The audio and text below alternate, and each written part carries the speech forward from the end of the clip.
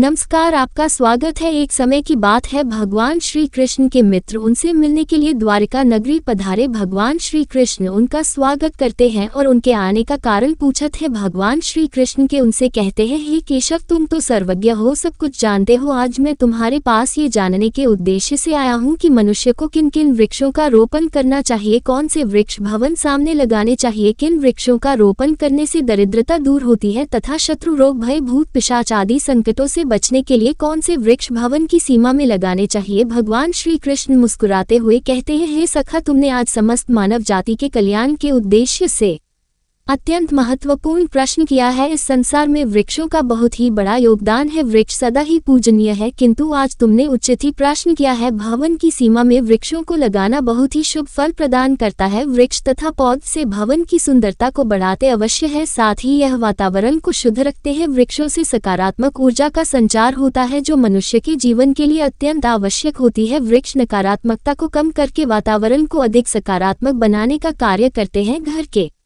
सामने शुभ पेड़ पौधे लगाने से घर में सुख समृद्धि आती है, साथ ही यह पेड़ पौधे कई प्रकार के वास्तु दोषों को नष्ट करते हैं।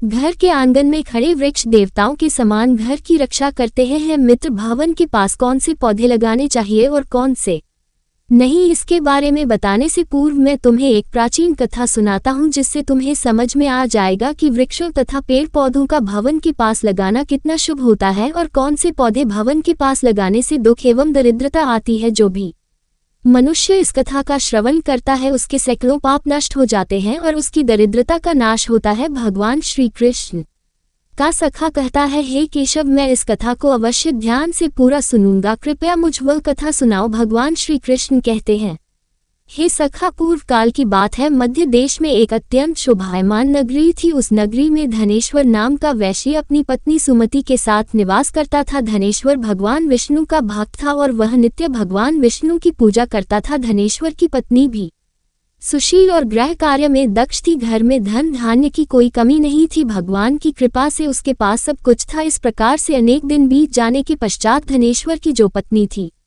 जिसका नाम सुमति था, उसने अपने आंगन में कुछ वृक्षों का रोपण किया और नित्य उन वृक्षों को जल चढ़ाकर उनकी सेवा करने लगी। किंतु धनेश्वर की पत्नी को वृक्ष रोपण का ज्ञान नहीं था। उसे जो वृक्ष प्रिय लगे उन्हीं वृक्षों का रोपण उसने किया। जो वृक्ष अशुभ होते हैं उन्हीं वृक्षों का रोपण उसने अपने घर के आंगन में कर दिया, जिस कारण से उस वैश्य धनेश्वर को व्यापार में काफी सारा घाटा होने लगा। उसके घर में रोज कलह होने लगा, पति पत्नी में बार बार क्लेश होने लगे, उन दोनों के जीवन में अनेक कठिनाइयां आने लगी। धनेश्वर का सारा व्यापार डूब गया और उसका सारा धन भी नष्ट हो गया। अब धनेश्वर के पास अनाज भी खरीदने के लिए पैसे नहीं थे, वे भूखे ही रहने लगे, जिससे क्रोधित होकर उसकी पत्नी भी गुस्सा करने लगी। वह अपने पति को कोई काम करने के लिए कहती, फिर धनेश्वर काम मांगने के लिए गांव में घूमने लगा, लेकिन उसे कहीं पर भी काम नहीं मिलता था। उसने आकर अपनी पत्नी से कहा, हे भद्रे, मुझे तो कोई भी काम नहीं दे रहा है, अब मैं कहां पर काम खोजने जाऊं। वे दोनों ही पूरी तरह से हताश हो गए थे। दोनों के पास भी उद्योग करने के लिए कुछ नहीं था। धनेश्वर ने अपनी पत्नी के सारे गहने भी बेच डाले और जो कुछ भी अन्न मिला उसी से पेट भर लिया। इस प्रकार से अशुभ वृक्ष लगाने के कारण दोनों के ही जीवन में घोर दरिद्रता और संकट आने लगे, किंतु वे दोनों ही इस बात को नहीं जानते थे। फिर एक दिन एक साधु महात्मा धनेश्वर के घर पर पधार। उन्हें देखकर धनेश्वर उन्हें प्रणाम करता है और कहता है, हे साधु महाराज, पधारिए, इस गरीब के घर में आपका स्वागत है, कहिए मैं आपकी किस प्रकार से सहायता कर सकता हूँ। वे साधु महाराज कहने लगते हैं, हे महोदय, मैं तीर्थ यात्रा पर निकला हूँ, विश्राम करने के लिए कोई जगह खोज रहा हूँ। यदि आपको कोई कष्ट ना हो तो मुझे आप अपने घर में स्थान दे दो, मैं बहुत दिनों से भूखा हूँ, कुछ भोजन मिल जाए तो बड़ी कृपा होगी। साधु महाराज के ऐसे वचन सुनकर वह धनेश्वर कहने लगे, हे साधु महात्मा, आप अवश्य ही कोई पुण्यात्मा दिखाई पड़ते हैं, आपके मुखमंडल पर बहुत तेज है, आपकी सेवा करने का मुझे सौभाग्य मिल रहा है, आपकी सेवा करके मुझे बड़ा आनंद मिलेगा, कृपा करके आप घर के भीतर चलिए। फिर वह साधु महाराज उस धनेश्वर के घर के भीतर जाते हैं और विश्राम करने लगते हैं। धनेश्वर उन साधु महाराज की बड़ी सेवा करता है, किंतु उसके पास अन्न का एक दाना नहीं होता है, तो वह अपनी पत्नी से कहता है, हे प्रिय, आज हमारे घर पर जो साधु महात्मा आए हैं वे बड़े पुण्यवान दिखाई पड़ रहे हैं, हमें उनके भोजन के लिए कुछ उपाय करना चाहिए, मैं गांव में जाकर किसी से थोड़ा सा धन मांग कर लाता हूँ। इतना कहकर वह धनेश्वर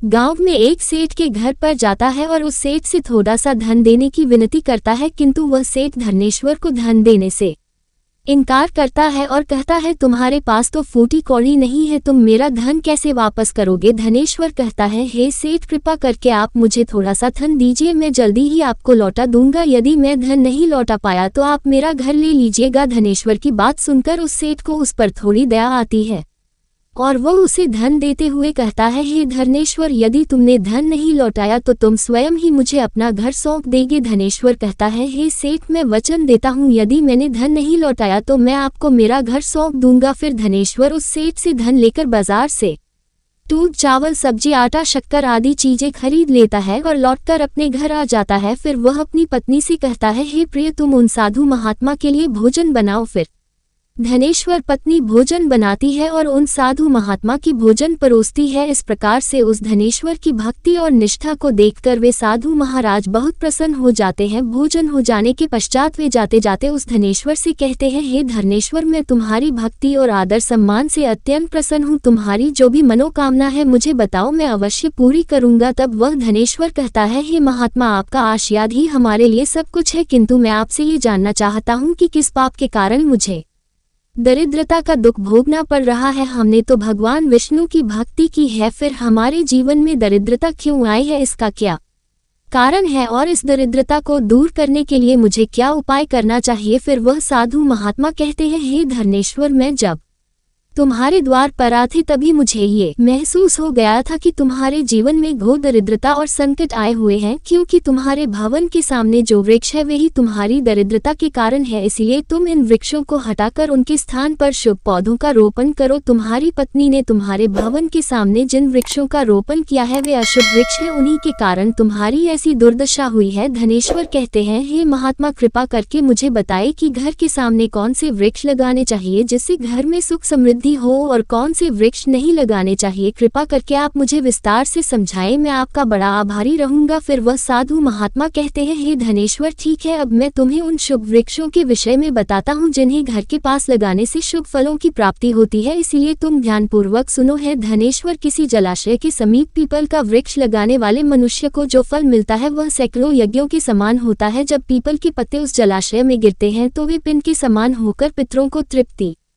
प्रदान करते हैं। इससे सभी प्रकार के पित्त दोष समाप्त हो जाते हैं। जो मनुष्य नित्य स्नान करके पीपल को स्पर्श करता है वह सभी पापों से मुक्त होता है और कभी पराजित नहीं होता है। पीपल को स्पर्श करने से लक्ष्मी की प्राप्ति होती है और उसकी परिक्रमा करने से आयु में वृद्धि होती है। पीपल की जड़ में श्री विष्णु, तने में शिवजी और अग्रभाग में ब्रह्मा जी स्थित रहते हैं। अमावस्या के दिन पीपल को प्रणाम करने से जो फल मिलता है वह 1000 गाय के दान के बराबर होता है। इस संसार में पीपल के समान कोई वृक्ष नहीं है, साक्षात श्री हरि इस वृक्ष के रूप में पृथ्वी पर विराजमान है। पीपल के वृक्ष को चोट पहुंचाना अथवा उसकी टहनी तोड़ना महापाप माना गया है। ऐसा मनुष्य एक कल्प तक नरक में रहता है और जो पीपल को जड़ से काटता है उसका कभी नरक से उद्धार नहीं होता है। हे धनेश्वर, अब मैं तुम्हें दूसरे वृक्ष के बारे में बताता हूँ। अवले का फल समस्त लोकों में प्रसिद्ध और परम पवित्र है। अवले को लगाने से स्त्री और पुरुष जन्म मृत्यु के बंधन से मुक्त हो जाते हैं। ये पवित्र फल भगवान विष्णु को अत्यंत प्रसन्न करने वाला एवं शुभ माना गया है। इसको खाने से सभी पापों से मुक्ति मिलती है। आंवला खाने से आयु बढ़ती है, उसका जल पीने से रोगों का नाश होता है और आंवले को जल में मिलाकर स्नान करने से दरिद्रता दूर हो जाती है और सभी प्रकार के ऐश्वर्य प्राप्त होते हैं। जिस घर में आंवला सदा मौजूद रहता है उस घर में कभी दैत्य और राक्षस नहीं आते हैं। एकादशी के दिन अगर आंवला मिल जाए तो संसार के सभी तीर्थ से बढ़कर फल प्राप्त होता है। अपने केश में आंवला लगाने वाला फिर से मृत्युलोक पर जन्म नहीं लेता है। जिस घर के सामने आंवले का वृक्ष होता है वहां पर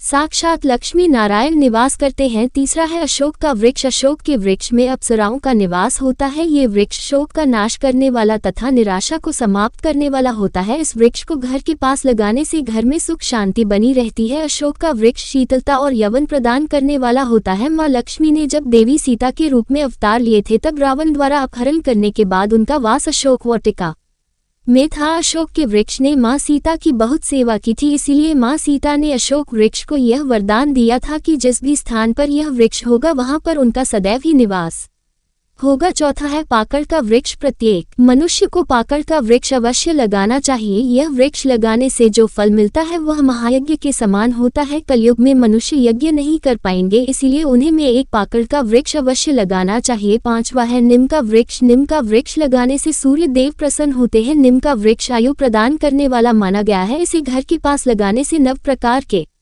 रोगों से छुटकारा मिलता है। माँ लक्ष्मी को नीम के पत्ते अत्यंत प्रिय है, इसीलिए नीम के वृक्ष के पास निवास करती है। घर के सामने नीम के वृक्ष का रोपण करने से धन संपत्ति की प्राप्ति होती है। छठा है जामुन का वृक्ष। यदि कोई मनुष्य कन्या प्राप्ति की कामना करता है तो उसे जामुन का वृक्ष अवश्य लगाना चाहिए। जिस मनुष्य के घर के सामने जामुन का वृक्ष होता है उसके घर में कन्या का जन्म होता है, जो कुल का गौरव बढ़ाती है। सातवां है बेल का वृक्ष। बेल के वृक्ष में भगवान शिव और गुलाब में देवी पार्वती का निवास है, इसीलिए अगर बेल के वृक्ष के पास गुलाब का पौधा लगाया जाए तो शिव पार्वती का आशीर्वाद प्राप्त होता है। उस घर में कभी दुख दरिद्रता नहीं आती है, उस घर में कभी अकाल मृत्यु नहीं होती है और कोई स्त्री विधवा नहीं बनती है। आठवां है नारियल का पेड़। नारियल का पेड़ लगाने से पुरुष अनेक स्त्री का पति बनता है। नारियल किसी भी धार्मिक अनुष्ठान का आवश्यक अंग होता है।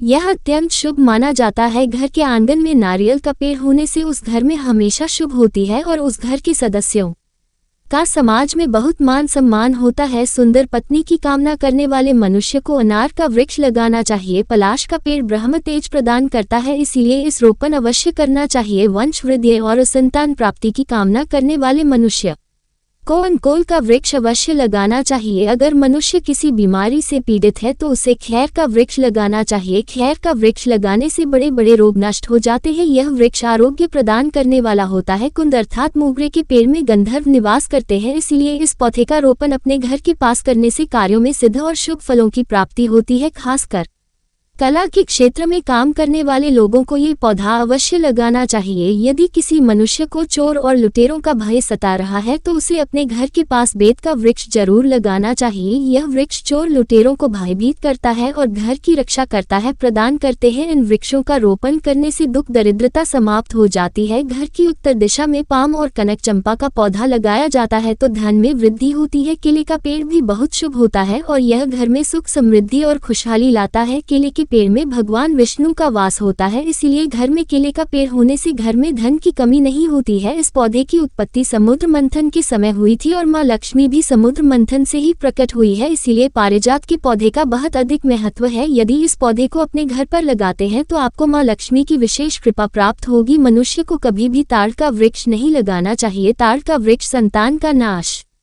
करने वाला होता है। जिस घर के पास ताड़ का वृक्ष होता है उस घर के संतानों की कभी उन्नति नहीं होती है। मनुष्य को कभी भी अपने घर के पास बहेड़ा चाहिए। इस वृक्ष पर प्रेतों का वास होता है। जो मनुष्य बड़ का वृक्ष लगाता है वह प्रेत बन जाता है। इसके नीचे बैठकर कभी पूजा पाठ भी नहीं करना चाहिए। अगर किसी मनुष्य को शत्रुओं का भय सता रहा है तो उसे केवले का वृक्ष लगाना चाहिए। ये शत्रुओं का नाश करने वाला होता है। घर में कभी भी ऐसे पौधे नहीं लगाने चाहिए जिनको काटने या तोड़ने पर दूध निकलता हो। घर के सामने कभी भी बबूल का पेड़ नहीं लगाना चाहिए, इसे लगाने से विपत्ति आती है। घर के सामने बेर का वृक्ष भी नहीं लगाना चाहिए, इसे लगाने से नकारात्मकता बढ़ती है, धन का नाश होता है और संकट आते हैं। किसी भी मनुष्य को अपने घर के सामने पपीहे का वृक्ष नहीं लगाना चाहिए। इस वृक्ष को लगाने से धन का नाश होता है और दरिद्रता आती है। अगर पीपल का वृक्ष भवन की पूर्व दिशा में होता है तो घर में निर्धनता व्याप्त हो सकती है। वट वृक्ष घर की पश्चिम दिशा में हो तो घर में शोक का काल चिरकाल तक रहता है। दक्षिण दिशा में तुलसी का पौधा हो तो संतान को पप सहन करनी पड़ती है। किसी भी मृत वृक्ष की छाया घर पर पड़ती है तो यह मृत्यु सूचक होता है। मृत वृक्ष को तुरंत उखाड़ देना चाहिए। वे साधु महात्मा कहते हैं, हे धनेश्वर, इस प्रकार से मैंने तुम्हें इन सभी शुभ और अशुभ वृक्षों के विषय में बता दिया है, इसीलिए तुम इन वृक्षों का रोपण करो और भगवान की कृपा को प्राप्त करो। वह धनेश्वर कहता है, हे महात्मा, आपने आज मुझे उत्तम ज्ञान दिया है, मैं आपका धन्यवाद करता हूँ। फिर वे साधु महात्मा धनेश्वर को आशीर्वाद देकर उस स्थान से अंतर्ध्यान हो जाते हैं। साधु महात्मा को अचानक से अदृश्य हुआ देखकर धनेश्वर और उसकी पत्नी को आश्चर्य होता है। फिर उन्हें समझ में आ जाता है कि साक्षात भगवान विष्णु ही उनके घर पर आए थे। फिर धनेश्वर उन साधु महात्मा के कहे अनुसार अपने घर के सामने अनेक शुभ वृक्षों का रोपण करता है, जिससे अचानक ही उसे बहुत सारे धन की प्राप्ति होती है और उसकी दरिद्रता दूर हो जाती है। धनेश्वर और उसकी पत्नी भगवान विष्णु का धन्यवाद करने लगते हैं। भगवान श्री कृष्ण कहते हैं, हे सरखा, इस प्रकार से मैंने तुम्हें शुभ और अशुभ दोनों प्रकार के वृक्षों के बारे में बताया है। अब तुम भी जाकर अपने भवन के पास इन वृक्षों का रोपण करो। तो दोस्तों, इस प्रकार से भगवान श्री कृष्ण ने भवन के पास लगाए जाने वाले शुभ और अशुभ वृक्षों के बारे में बताया है। उम्मीद है आपको ये कथा पसंद आई होगी। जानकारी अच्छी लगी तो वीडियो को लाइक जरूर करें और कमेंट में जय श्री कृष्ण अवश्य लिखें। साथ ही चैनल को सब्सक्राइब करें। आप सभी का धन्यवाद।